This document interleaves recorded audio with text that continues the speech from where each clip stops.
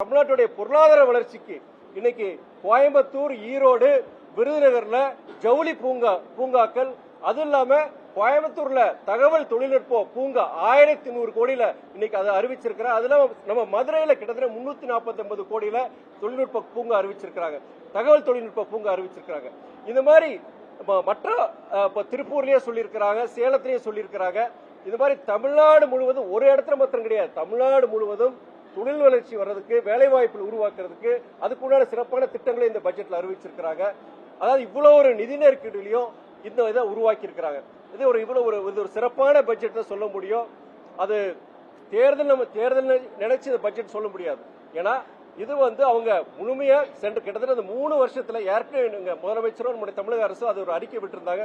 சமீபத்தில் நடந்த உலக அந்த குளோபல் இன்வெஸ்டர்ஸ் அந்த மீட்ல பொறுத்த வரைக்கும் கிட்டத்தட்ட 6,64,000 கோடி உண்டான முதலீடுகள் அது நமக்கு வந்திருக்கு. அதுக்கு உண்டான புரிந்துணர்வு ஒப்பந்தங்கள் கையெழுத்து போட்டிருக்கிறாங்க. அது மூலியமா கிட்டத்தட்ட 17 லட்சம் வேலை வாய்ப்புகள் உருவாக்குற மாதிரி அரசு அறிவிச்சிருக்கிறாங்க. இதுவரைக்கும் இந்த 2.5 வருஷத்துல கிட்டத்தட்ட 9,80,000 கோடி முதலீடுகளை நம்ம கொண்டு வந்திருக்கிறாங்க. அதனால கிட்டத்தட்ட 30 லட்சம் வேலை வாய்ப்புகள் உருவாக்கி இருக்கிறாங்க. இது என்னன்னா இந்த தேர்தல் மாத்திரம் கிடையாது, ஒட்டுமொத்தமா இந்த தமிழ்நாட்டில் சமூக நீதி, சமத்துவம் எல்லாருக்கும் அனைத்தும் கிடைக்க வேண்டும் என்ற உன்னதமான நோக்கத்தோடு இன்றைய ஒன்றிய அரசுடைய மாற்றாந்தான் மனப்பான்மையோட செயல்பட்டாலும் சரி, ஆளுநர் குறுக்கிட்டாலும் சரி, பொருளாதார நெருக்கடி இருந்தாலும் சரி, தமிழ்நாட்டு மக்களுக்கு எப்படியாவது தமிழ்நாட்டுக்கு மக்களுக்கு ஒரு நல்ல ஒரு எதிர்காலத்தை உருவாக்குறதுக்காண்டி நம்முடைய தமிழக அரசு, நம்முடைய தமிழக முதலமைச்சர் தளபதி அவர்கள் ஒரு சிறப்பான ஒரு பட்ஜெட்டை இன்னைக்கு கொண்டு வந்திருக்கிறாங்க. சுமூகமா போயிட்டு இருக்குங்க. எங்களுக்கு எல்லாருக்கும் பொறுத்த வரைக்கும் முதல்கட்ட பேச்சுவார்த்தை கிட்டத்தட்ட முடிஞ்சிருச்சு. இனி 1.5 இயக்கங்களுக்கு இன்னைக்கு இந்த வாரத்தில் பேச்சுவார்த்தை நடக்கும்.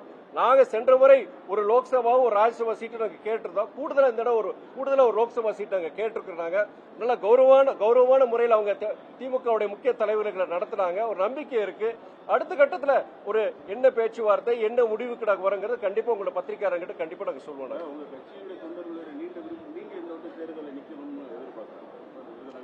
அதாவது தொண்டர்கள் விருப்பப்படுறாங்க, நிர்வாகிகள் விருப்பப்படுறாங்க நான் நிக்கணும்னு. அதே நேரத்தில் அவங்க எத்தனை சீட்டு எந்தெந்த தொகுதிகள் அதை பொறுத்து ஒரு சிறந்த வேட்பாளர் நிப்பாட்டுவேன். நான் நிக்கணும் அவசியம் கிடையாது.